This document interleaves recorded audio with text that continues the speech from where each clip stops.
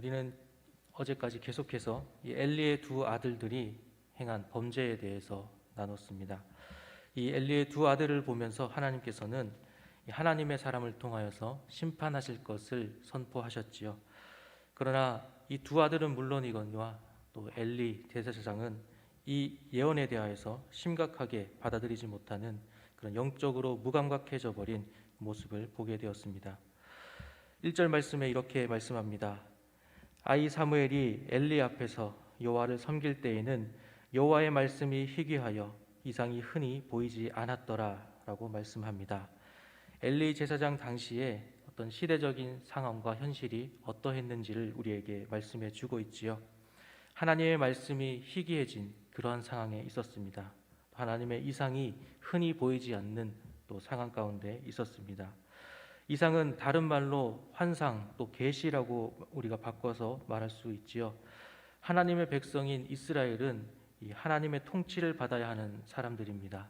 그럼에도 불구하고 이 하나님의 이상이 보여지지 않고 하나님의 뜻을 알지 못하는, 그러니까 하나님과의 관계가 약해져 버린다라는 것은 이것은 굉장히 심각한 문제에 있다라는 것을 우리에게 보여주고 있는 것이지요. 어제 여호와께서 그들을 죽이기로 뜻하셨음이더라 라고 하신 이 말씀, 엘리의 두 아들을 죽이기로 결정하셨다라는 이 말씀은 하나님께서 죄를 짓도록 그냥 내버려 두시는 이러한 상황까지 이르게 된 것을 우리가 잘 보게 되었지요. 이런 상황까지 왜 이렇게까지 오게 되었는가? 우리는 당시 영적 지도자인 대제사장 엘리를 보면 알 수 있습니다. 2절 말씀에 엘리의 눈이 점점 어두워 가서 잘 보지 못하는 그때에 라고 말씀해 주고 있습니다. 엘리가 이 나이가 많아서 육신의 노쇠로 인하여서 앞을 잘 보지 못했다라는 그러한 뜻이기도 하지만 동시에 영적으로 눈이 어두워져 있는 것을 우리에게 말씀해 주고 있는 것이지요. 사무엘은 영적으로 어두워져 있음을 우리에게 보여주는 것이지요. 이러한 영적인 암흑의 시대에 하나님께서는 이 준비해 오셨던 사무엘을 통하여서 하나님의 일을 준비하고 계신 것을 우리가 보게 됩니다. 이 대제사장 엘리는 자신의 처소에 있었지만 이 사무엘은 성막에서 봉사하는 자들이 거하는 그 성막 안에 있는 처소에 거하고 있는 것을 우리가 보게 됩니다. 그곳에서 하나님의 부르심을 듣게 되는 것이지요. 그러나 사무엘은 그 부르심이 하나님으로부터 온 것인지를 깨닫지 못합니다. 7절에 말씀합니다. 사무엘이 아직 여호와를 알지 못하고 여호와의 말씀이 아직 그에게 나타나지 아니한 때라라고 말씀합니다.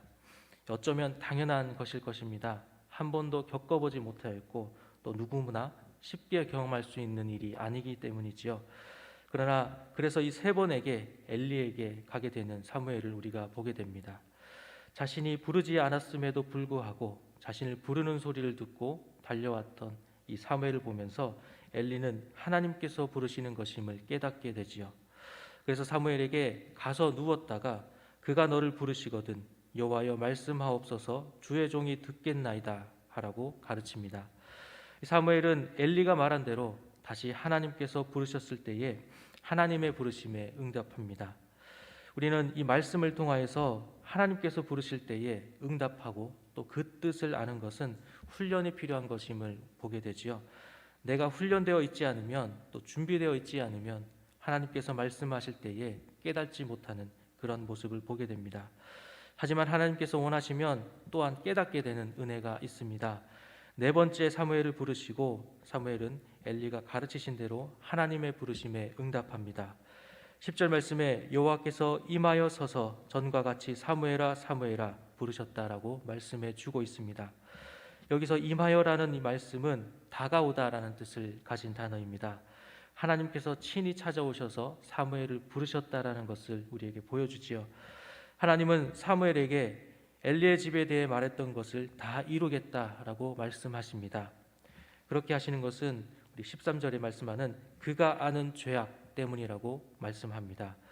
엘리는 두 아들의 범죄를 알고 있음에도 불구하고 멈추게 하는데 힘쓰지 않았습니다. 또 오히려 아들들이 백성들에게 비난받게 된 것에 대해서 불쾌해하는 그런 모습을 우리가 어제 보았죠. 죄에 대해서는 알고 있지만 그 죄를 심각하게 생각하지 않는, 영적으로 또 신앙적으로 무감각해져 버린 이 대제사장 엘리의 모습을 보게 됩니다. 우리는 이 말씀을 보면서 어떻습니까? 나 자신이나 또 함께 신앙생활을 하고 있는 이 교우들이 신앙적으로 자꾸만 넘어지는 것을 볼 때에 우리의 모습은 어떻습니까? 그것을 보고도 그냥 두고 있지는 않습니까? 혹은 방치하지는 않습니까? 아니면 우리는 하나님의 길로 온전히 나아갈 수 있도록 권면하고 있습니까? 우리는 어떠한 모습이어야 하겠습니까?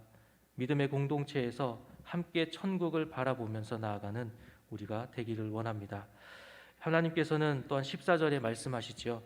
그러므로 내가 엘리의 집에 대하여 맹세하기를 엘리 집의 죄악은 제물로나 예물로나 영원히 속죄함을 받지 못하리라 하였노라 하셨더라라고 말씀합니다.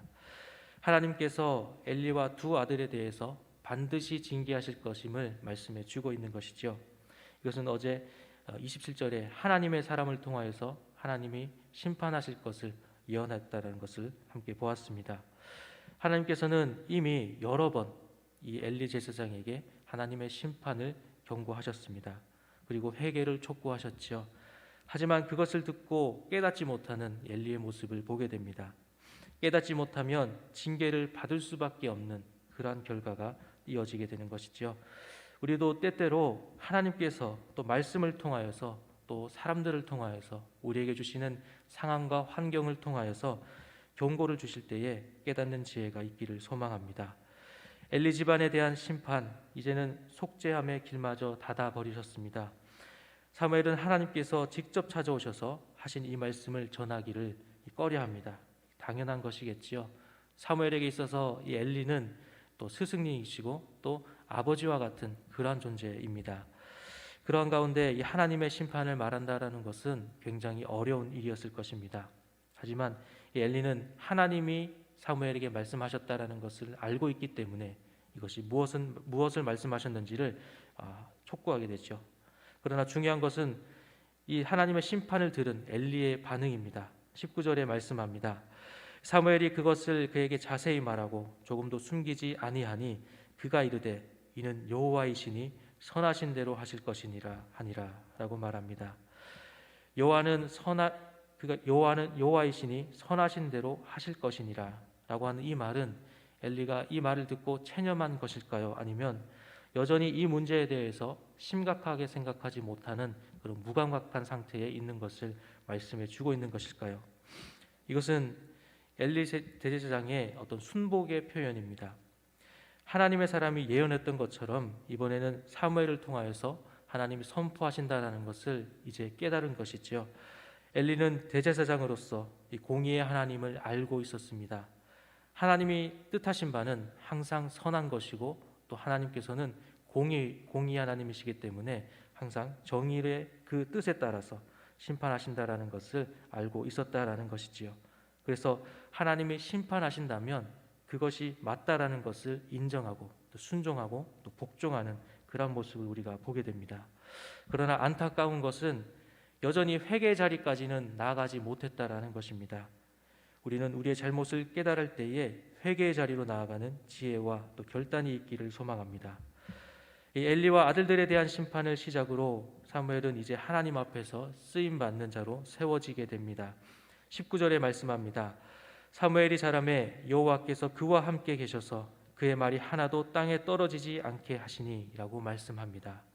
이 사무엘의 말이 하나도 땅에 떨어지지 않게 하셨다라는 것은 이 사무엘이 하나님의 뜻을 전하는 이 예언이 그 모두 다 그대로 이루어진 것을 말씀해 줍니다. 사무엘의 예언은 모두 하나님께로부터 온 것이었고 또 이 예언이 실제로 이루어짐으로써 하나님으로부터 왔다라는 것을 많은 사람들 앞에서 이 증명이 되었다라는 것이지요. 그래서 사무엘을 통하여서 하나님이 이 사무엘을 선지자로 세우시고 또 이스라엘 백성들에게 인정받게 하셨다라는 것을 성경을 통해서 우리가 보게 됩니다. 영적으로 점점 어두워져가는 시대에 하나님께서는 사무엘을 준비하셨고 또 아직 어린 나이였지만 사무엘을 통하여서 자신을 나타내시는 것을 우리가 보게 됩니다. 오늘 말씀을 정리합니다. 오늘은 대제사장 엘리와 그의 두 아들에 대한 심판을 사무엘을 통하여서 다시 한번 선포하시는 하나님을 보게 됩니다. 엘리는 두 아들의 범죄를 알고도 이를 적극적으로 멈추게 하지 않았습니다. 하나님에 대한 범죄였음에도 심각하게 받아들이지 못하는 영적으로 무감각해진 엘리의 모습을 보게 됩니다. 하나님께서도 엘리가 알고 있는 그 죄악 때문이라고 분명하게 말씀하고 계시지요. 자신의 잘못을 알아도 이것을 끊어버리고자 하는 이 회개가 없다라고 한다면, 또 그 죄를 멈추지 않는다면 아무 소용이 없다라는 것을 우리가 보게 됩니다. 죄를 깨닫는 것도 지혜이지만 또 회개하는 것은 용기입니다. 오늘 말씀을 통하여서 죄를 깨닫는 지혜와 회개하는 용기를 구함으로 하나님 앞에 온전히 세워지는 우리 모두가 되기를 소망합니다. 기도하겠습니다.